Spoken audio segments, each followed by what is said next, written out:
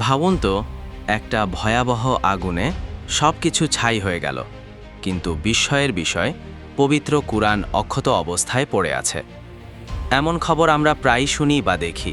অনেকেই বলেন এটাই কুরআনের মুজিজা বা অলৌকিক ঘটনা। কিন্তু সত্যিই কি কুরআন কখনো আগুনে পড়ে না, নাকি এর পেছনে লুকিয়ে আছে কোনো বৈজ্ঞানিক কারণ? আজকের ভিডিওতে আমরা জানব কুরআন অক্ষত থাকার বৈজ্ঞানিক ব্যাখ্যা, ইসলামিক দৃষ্টিভঙ্গি এবং কিছু বাস্তব ঘটনা। প্রথমেই আসি বৈজ্ঞানিক দিক দিয়ে। কোরআন সাধারণত ছাপা হয় বিশেষ ধরনের মোটা কাগজে, যাকে অ্যাসিড ফ্রি পেপার বলা হয়। এই কাগজ সহজে পুড়ে যায় না, আর সাধারণ বইয়ের তুলনায় অনেক বেশি সময় আগুন প্রতিরোধ করতে পারে। আগুন জ্বলার জন্য দরকার অক্সিজেন, কিন্তু কোরআনের কপি যখন বন্ধ অবস্থায় থাকে তখন ভেতরের পাতাগুলো পর্যন্ত অক্সিজেন পৌঁছাতে পারে না। ফলে বাইরের অংশ ক্ষতিগ্রস্ত হলেও ভেতরের আয়াত অক্ষত থেকে যায়। কালির কারণেও কোরআন টিকে থাকতে পারে। অনেক প্রিন্টিং প্রেসে বিশেষ কালির ব্যবহার করা হয়, যেগুলো উচ্চ তাপমাত্রাতেও টিকে যায়। ফলে লেখা অনেক সময় টিকে যায়, যদিও কাগজ আংশিক ক্ষতিগ্রস্ত হয়। ইতিহাসে অসংখ্যবার দেখা গেছে ভয়াবহ অগ্নিকাণ্ডে বাড়িঘর, গাড়ি, এমনকি লাইব্রেরি পর্যন্ত ছাই হয়ে গেলেও কোরআনের কপি প্রায় অক্ষত অবস্থায় পাওয়া গেছে। এসব ছবি ও ভিডিও আমরা ইন্টারনেটে দেখেছি, যেগুলো মানুষকে স্তম্ভিত করে।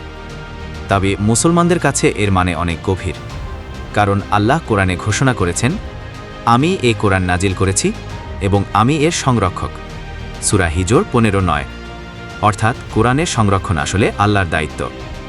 একথা মনে রাখতে হবে, আসল কোরআন সংরক্ষিত আছে লাওহে মাহফুজে, আর পৃথিবীতে তা সংরক্ষিত আছে কোটি কোটি হাফিজদের অন্তরে।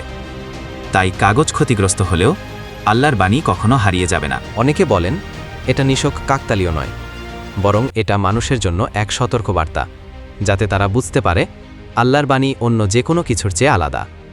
2020 সালে তুরস্কে এক ভয়াবহ অগ্নিকাণ্ডে বহু ঘরবাড়ি ছাই হয়ে যায়, কিন্তু কোরআনের কপি অক্ষত পাওয়া যায়।